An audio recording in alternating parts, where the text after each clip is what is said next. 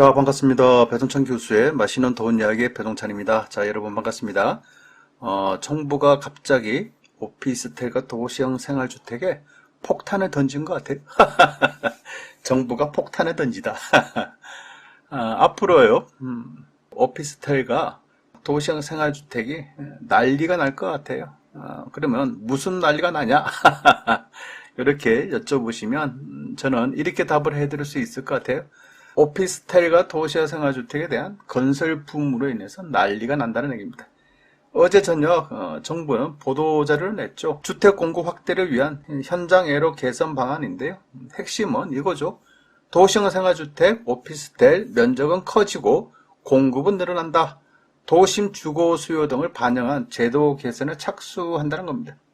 이를 좀 더 쉽게 압축을 해서 설명을 해드리면 첫 번째로 도시형 생활주택은 부지 확보가 어려운 도심에도 공급이 가능토록 건축 규제 등이 완화되어 있으나 좁은 면적 등으로 해서 선호도가 감소되고 있는 추세라는 거죠.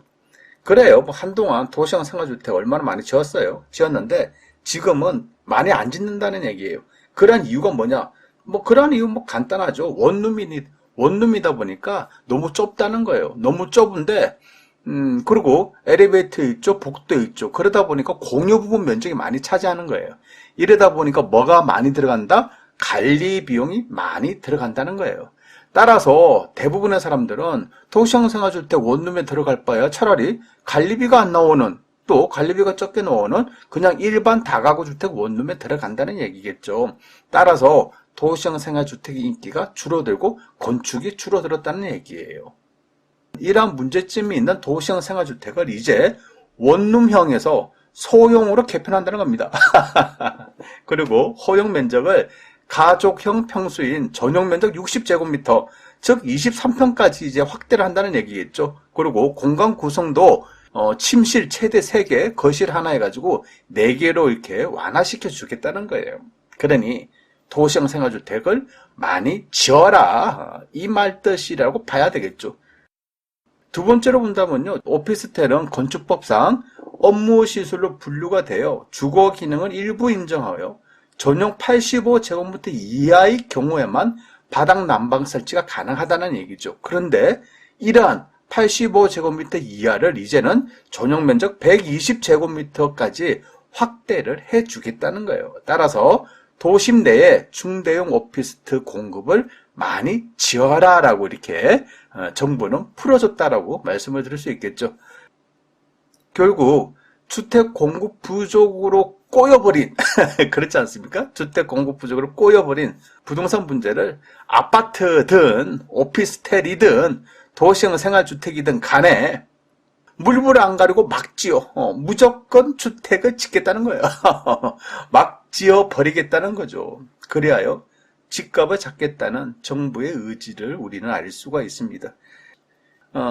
그렇다면 앞으로 부동산 시장은 어떻게 될 것인가? 이게 또 궁금하지 않습니까? 먼저 저희 생각 말씀해드리면 건설회사들 입장에서는 오피스텔, 도시형 생활주택 불꽃 튀는 분양 대전이 일어난다. 이제 너나 할 거 없이 건설회사라면 오피스텔을 지으려고 도시형 생활주택을 짓기 위해서 이제 난리가 날 것으로 보인다는 얘기예요. 왜냐하면 오피스텔이나 도시형 생활주택을 짓는 건설회사에 주택도시기금 건설자금 융자 한도를 40%나 상향했고요. 주택도시기금 융자 조건의 대출금리도 현행 3.3%에서 2.3%로 대출금리조차도 건설회사에 1%를 인하시켜 주겠다는 거예요. 또한 현재는 민간 사업자가 가민 억제 권역 내에서 오피스텔을 신축하는 경우 취득세가 중과되고 있으나 LH 등과 매입 약정을 통해 공공임대로 공급하기로 한 경우에는 취득세 중과세마저 배제를 해줄 그러한 계획이라는 겁니다. 이러하니 건설회사 입장에서 본다면 말 그대로 땡큐. 그렇지 않습니까? 은행 금리도 1%나 깎아주고 취득세 중과세도 배제해주겠다 하니, 또 융자도 많이 또 해주겠다고 하니 건설회사 입장에서는 말 그대로 기회다, 땡큐다라고 말을 할 수밖에 없겠죠. 따라서 2020년 부동산은요, 오피스텔, 도시형 생활주택, 건축 붐으로 난리를 일어나고 분양한다고 또 난리를 지기고 또 이러한 분양 받으려는 광고 난리도 일어날 것으로 보인다는 얘기예요. 이러한 오피스텔과 도시형 생활주택은 청약 통장이 필요가 없겠죠. 또한 분양가 규제에 받지 않는다는 이러한 특징이 있다는 거예요. 따라서 청약 통장 필요 없습니다. 분양가 규제 안 받습니다. 그러니 여러분 사세요라고 여러분들에게 막 분양을 들어갈 가능성이 많아졌다고 봐야 되겠죠. 그런데 여러분들이 뭐 제가 보는 점은 그래요. 뭐 오피스텔, 도시형 생활주택 쳐다보면 안 되잖아요. 안 되는데 그나마 혹시라도 쳐다보신다고 한다면 첫 번째로 본다면 뭐 전매 가능 여부 요거 꼭 확인하셔야겠죠. 예를 들어서 조정 대상 지역 이상이고 오피스텔 뭐 호수가 100세대 이상이면 전매가 불가능할 수도 있지 않습니까? 그래서 전매가 가능하다 안 가능하다 요 부분을 확인을 하셔야 될 것 같고요. 또한 또 중요하지 않습니까? 주택수에 포함되는지 안 되는지. 그렇지 않습니까? 도시형 생활주택을 샀어. 생활주택을 샀어. 생활주택인데 그게 주택으로 보내? 주택수에 포함이 된다네? 그러면 내가 그렇죠. 1가구 1주택에 대한 혜택, 비과세 혜택을 못 볼 수 있지 않습니까? 이런 부분, 또 주택수에 포함되냐 안 되냐 이런 부분 반드시 확인하셔야 될 것 같고요. 또 무엇보다 중요한 거 고분양가. 제가 늘 말씀드리지 않습니까? 그러니 이러한 부분 반드시 확인을 하셔야 되겠죠. 그리고 무엇보다는요. 오피스텔과 도시형 생활주택의 문제점이 있지 않습니까? 분양 면적 대비 전용 면적이 적다는 거예요. 아파트 대비해서 도시형 생활주택, 오피스텔의 문제점이 관리비가 비싸다는 거 요거 반드시 확인하셔야 돼요. 세 번째로 본다면 주차장 시설 아주 미흡하죠. 그렇잖아요.